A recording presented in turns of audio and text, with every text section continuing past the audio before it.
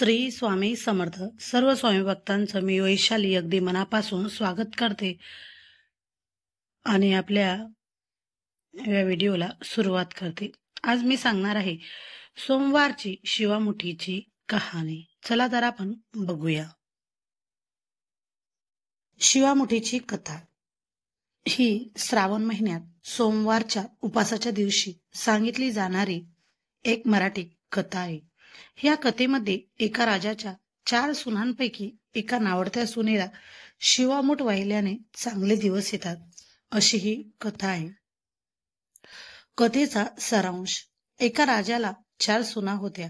त्यापैकी 3 आवडत्या आणि 1 नावडती होती. श्रावण महिन्यात सोमवारच्या उपासाच्या दिवशी राजाची नावडती सून शिवमुठीत धान्य घेऊन देवाला वाहायची. ती वाहू लागली. तिला पाहून तिच्या सासूबाईंनी तिला खूप बोल लावले, तरीही तिने शिवामुठ वाहणे सोडले नाही. एक दिवस त्या सुनेने देवाला प्रसन्न केले आणि तिला चांगले दिवस आले. तिला तिच्या सासूबाईंनी खूप मान दिला आणि ती आनंदी झाली. शिवामुठीचे महत्व. श्रावण महिन्यात सोमवारच्या उपवासाच्या दिवशी शिवामुठ वाहणे शुभ मानले जाते. शिवामुठीमध्ये तांदूळ, तीळ, मूग, जवस आणि गहू असे धान्य वापरले जाते. असे मानले जाते की शिवामुठ वाहल्याने महादेव प्रसन्न होतात आणि भक्तांच्या मनोकामना पूर्ण करतात. आटपाट नगर होतं. तिथे एक राजा होता. त्या राजाला 4 सुना होत्या. 3 आवडत्या होत्या, 1 नावडती होती. आवडत्या सुनांचा तो चांगला प्रतिमाड करी. नावडतीला जेवायला उष्ट अन्न, नेसायला जाडबरड, राहायला गुरांचं बेड दिलं. गुरांचं काम दिलं. पुढं श्रावण मास आला. पहिला सोमवार आला. ही राणी गेली. नागकन्या देवकन्यांची भेट झाली. त्यांना विचारलं, बाई कुठं जाता? महादेवाच्या देवळी जातो, शिवामुठ वाहतो. यानं काय होतं? भ्रताराची भक्ती होते. इच्छित कार्य सिद्धीत जातं. मुलं बाळ होतात. नावडती माणसं आवडती होतात. वडील मनुष्यांपासून सुख प्राप्ती होते. मग त्यांनी हिला विचारलं, तू कोणाचे कोण? मी राजाची सून, तुमच्या बरोबर येते. त्याचबरोबर देवळात गेली. नागकन्या देवकन्या वसा वसू लागल्या. नावडती म्हणाली, काय गो बायांनो, वसा वसता? आम्ही शिवमुठीचा वसा वसतो. त्या वंशाला काय करावं? मूठ चिमुटभर तांदूळ घ्यावे, शिवराई सुपारी घ्यावी, गंध फूल घ्यावा, 2 बेलाची पानं घ्यावी, मनोभावाने पूजा करावी, हाती तांदूळ घ्यावे आणि तोंडानं शिवा शिवा महादेवा, माझी शिवामुठ ईश्वरा देवा, सासू सासरा धीरा भावा, नणंद जावा भ्रतारा, नावडती आहे ती आवडती कर रे देवा, असं म्हणून तांदूळ व्हावे. संध्याकाळपर्यंत उपवास करावा. उष्टमाष्ट खाऊ नये, दिवसा निजू नये. उपवास नाही निभवला तर दूध प्यावं. संध्याकाळी अंघोळ करावी. देवाला बेल व्हावा आणि मुकाट्यानं जेवण करावं.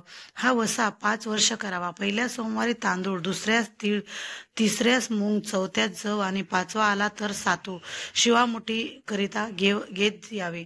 पहिल्या सोमवारी सगळं साहित्य नागकन्या देवकन्याने दिलं आणि दुसऱ्या सोमवारी हिला घरून आणायला सांगितले. त्या दिवशी हिनं मनोभावे पूजा केली. सारा दिवस उपवास केला. जावानं नंदांनी उष्टमाष्ट पानं दिलं. ते तिनं गाईला घातलं. शंकराची आराधना केली आणि दूध पिऊन निजून राहिली.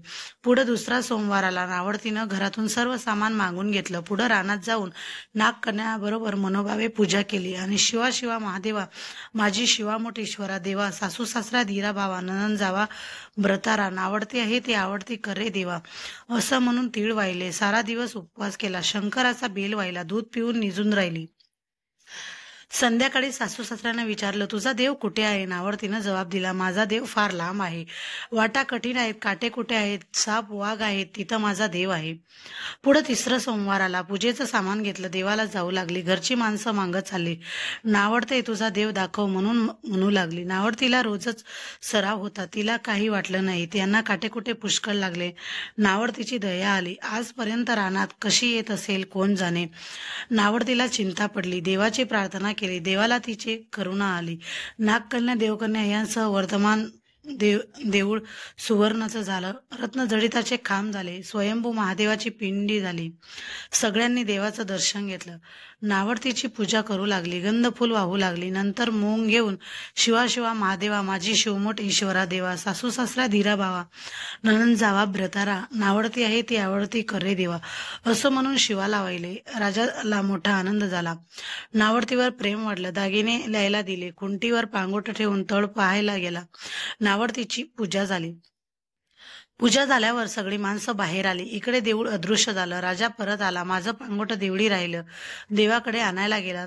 तो तिथं एक लहान देऊळ आहे. तिथं एक पिंडी आहे. वर आपण केलेली पूजा आहे. जवळ कुंटीवर पांगोट आहे.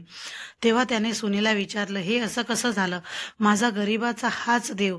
मी देवाची प्रार्थना केली, त्यानं तुम्हाला दर्शन दिलं. सुनेमुळे देव भेटला म्हणून तिला पालखीत घालून घरी आणलं. नावडती होती ती आवडती झाली. जसा हिला शंकर प्रसन्न झाला तसा तुम्हा आम्हा हो ही साठा उत्तराची पाचा उत्तरी सुपड कहाणी. मित्रमैत्रिणींनो, तुम्हाला ही कहाणी कशी वाटली मला कमेंटद्वारे कळवा. आणि जर आपल्या चॅनलवर तुम्ही नवीन असाल तर लाईक करा, शेअर करा आणि बेल आयकॉन समोरील बटन दाबायला विसरू नका, जेणेकरून नवीन नवीन व्हिडिओ घेऊन येईल तर तुम्हाला सगळ्यात पहिले अपडेट तुम्हाला मिळेल. आणि लाईक, शेअर आणि सबस्क्राईब करायला विसरू नका. श्री स्वामी समर्थ.